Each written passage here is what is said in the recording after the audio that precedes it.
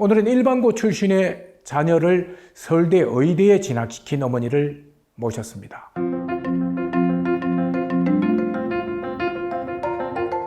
공부를 잘하면 주로 책상에 앉아있는 경우가 참 많은데 체력을 키우기가 쉽지 않거든요. 어떻게 했나요? 공부는 엉덩이 힘으로 한다고 하잖아요. 그래서 체력을 키우기 위해 많이 노력했는데요. 배드민턴도 좀 많이 치고요. 그리고 초등학교 때는 운동을 많이 했어요. 그래서 토요일에는 농구하고 일요일에는 야구하고 주말에는 거의 운동하는 날로 했었고요. 그 스포츠 클럽에 가입을 해서 중학교 3학년 때까지 주말 오전은 좀 운동을 하는 기회를 많이 주었습니다. 그리고 고등학교 때는 시간이 안 나잖아요. 그래서 많이 먹였어요. 얘가 한 3년 동안 10kg가 쪘는데요. 그냥 제 생각에는 이게 좀 살집이 있어야 이게 체력이 된다라는 생각을 해서 그냥 무조건 많이 먹이고 잘 먹이고 약도 많이 먹이고 영양제도 많이 먹이고. 수면 시간은 어땠나요? 수면 시간은 평상시에는 한 5시간, 6시간 정도 자고요. 그 대신 일주일에 한 번은 좀 푹 자게 했어요. 일주일에 한 번 정도는 학원 스케줄을 좀 빼서 오전 늦게까지 잘 수 있게 해서 일주일간의 피로를 풀 수 있게 그렇게 조정을 했어요. 그 대신 내신 기간에는 2~3시간밖에 안 잤어요. 내신 기간 일주일은 2~3시간밖에 안 자고 마지막 날은 이제 거의 밤새서 공부하고 이렇게 해서 내신을 유지했죠. 네. 영양제는 그 약국에 갈 때마다 권유해 주는 게 달라요. 그래서 저는 이제 조아바이톤이라고 있거든요. 그게 박지성이 먹었던 거래요. 그게 잠깐 효과를 반짝 내는 거예요. 그래서 한 시험, 얘가 본격적으로 한 3주 준비하면 그 3주 정도는 그 조아바이톤을 먹이고요. 근데 또 어떤 데 가면, 조아바이톤 요즘에 인기 다 떨어졌어요. 뭐 다른 게 또 유행이에요. 막 이래요. 그럼 또 이제 그거 한번 사가지고, 어떤 게 효과가 좋은 것 같아? 그래서 난 어떤 게 나은 것 같아? 그럼 또 그거 먹이고, 약국을 다니면서 좀 비교도 했어요. 또 이제 뭐 경옥고 같은 것도 먹이고 공진단도 먹이고 비타민 D 이거는 좀 필수거든요. 햇빛을 못 보니까 그런 거랑 뭐 종합 비타민 이렇게 해서 한약 양약 다 그냥 그리고 잘 먹이고 그 영양제도 중요하지만 일단 잘 먹이는 게 중요하잖아요. 그래서 이제 뭐 아침 먹고 점심 먹고 저녁 학교에서 먹고 밤에 10시에 야자가 끝나요. 그러면 제가 10시에 뭐 김밥이나 뭐 핫도그나 이런 거 해가지고 독서실 데려갈 때 10분 동안 또 차에서 먹이고 또 얘가 새벽에 1시나 2시에 오면 또 그때 또 먹이고 정말 많이 먹였어요. 네. 체력 떨어지지 않게. 근데 이제 공부를 하다 보면 스트레스가 많이 쌓일 거 아니에요. 사람이니까요. 그걸 또 어떻게 해소를 하도록 했나요? 송도고등학교는 점심시간이 길어요. 70분 정도 되거든요. 그래서 아이들이 이제 점심시간이 작으면 막 운동하고 다시 공부하기가 쉽지가 않잖아요. 피곤하고 그런데. 근데 송도고는 점심시간이 길어서 그때 동아리 활동도 하고 아이들이 운동도 하고 또 잠깐 쉬었다가 바로 또 공부도 할 수 있거든요. 그래서 그럴 때 친구들하고 농구도 좀 했고요. 그리고 시험 끝나는 날 이제 친구들하고 많이 놀고, 뭐 방학 때는 친구들하고 놀러 가기도 하고, 또 명절 연휴 때는 혼자 여행을 다녔어요. 저희 아이는. 그러면 혼자 여행 가면서 이제 머리도 식히고, 또 아이가 오면은 공부 얘기 안 하고 그냥 일상적인 얘기 하면서 좀 긴장도 풀어주고, 제가 자사고를 안 보낸 것도 그런 이유가 있었거든요. 좀 제가 아이를 좀 케어하고 싶은 게 있었어요. 고등학교 시절에. 그래서 집에 오면 여러 가지 일상적인 얘기하면서 학교에서 무슨 일 있었어? 뭐 오늘은 어땠어? 뭐 이러면서 좀 기분 전환도 시켜주고, 가끔은 이제 가족끼리 나들이도 가고, 뭐 연극도 보러 가고, 뭐 맛집 탐방도 가고, 이제 이러면서 스트레스를 풀었습니다. 어머님이 책에서 보면 공부를 잘하고 못하고는 머리가 좋고 나쁘고가 아니고 시간의 중요성을 느끼는 것이다 라고 말씀을 하셨어요. 어떤 내용인가요? 그 아이들이 수능이나 이런 수시나 대입이라는 시간은 결승전은 정해져 있잖아요. 그런데 아이들이 여기를 이제 달려가야 되는데 누가 먼저 달려가냐가 중요한 것 같아요.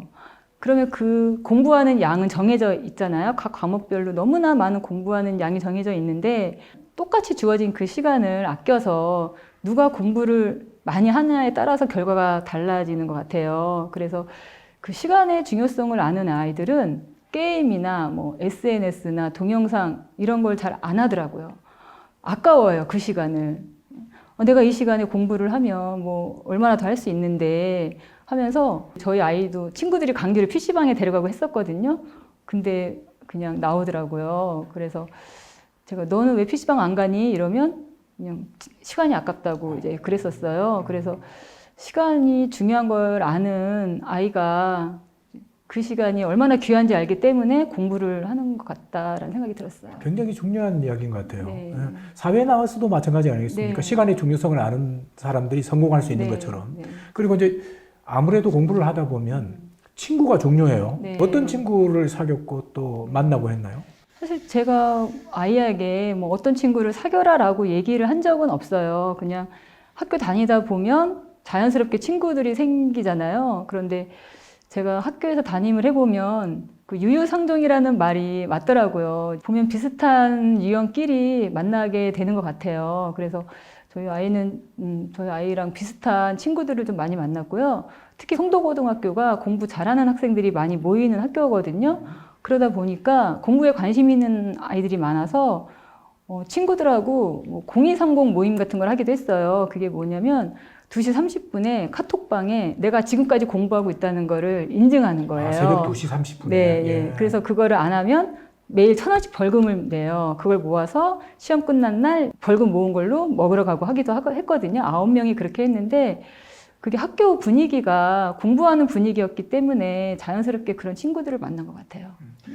공부하면서 가장 인상적으로 나는 이 사람한테 영향을 많이 받았어 하는 그런 사람이 있나요? 아까 말씀드렸듯이 그 서울대 의대 간 그 선배. 1년 빨리 네, 선배. 1년 빨리 간 선배. 그 선배는 내신이 3년 동안 1.0이었어요. 그리고 1.0도 그냥 1.0이 아니라 1등이었어요. 그래서 그 선배가 고등학교를 1등으로 들어가고 저희 아이도 이제 1등으로 들어갔거든요.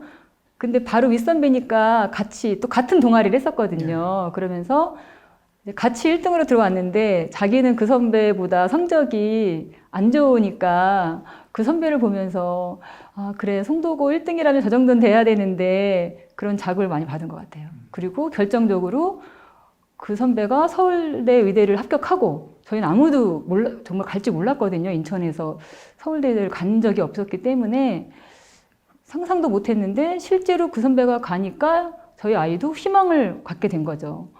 저 선배 따라가겠다. 그 선배를 되게 좋아하거든요. 친하고 하니까 또 그 선배가 이제 샤프 같은 거를 주면서 이걸로 공부해. 나도 이걸로 공부했어. 이러면서 나 따라와. 이러니까 그게 되게 자극이 되어서 고3 때 내신이 정말 좋았어요. 네, 고3 1학기가 제일 힘든 시기인데 그때 얘가 선배 따라가겠다는 그런 확고한 의지로 그때 1.0 찍고 그랬어요. 아드님도 열심히 하고 이제 공부를 열심히 했지만 부모님 특히 어머니의 어떤 그 역할이 굉장히 컸던 것 같아요. 그렇게 공부할 때 어머니는 어떤 모습으로 곁을 이렇게 지키고 보호해 줬나요?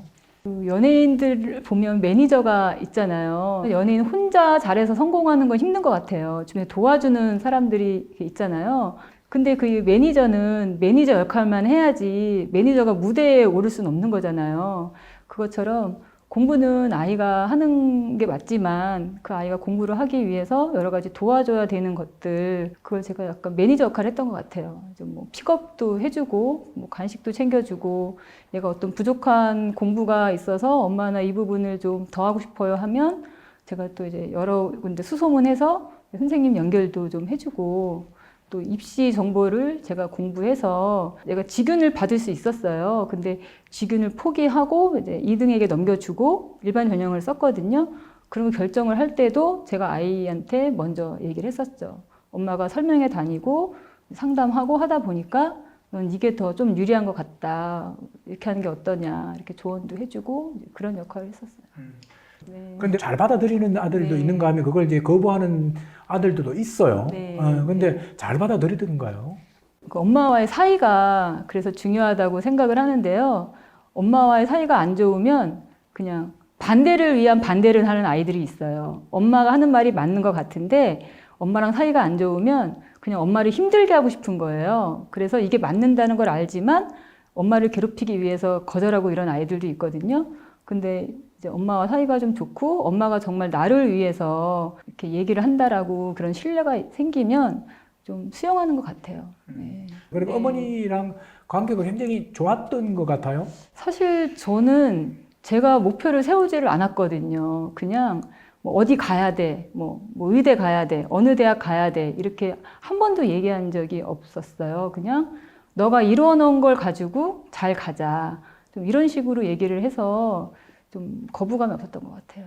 그러니까 엄마가 주력이 아니고 엄마가 조력자 역할을 네. 하셨다는 거죠. 네. 어머니를 포함한 가정의 역할도 되게 중요한 것 네. 같아요. 공부를 할 때. 네. 어떤 그 가정이 유지되게끔 이렇게 노력을 하셨나요?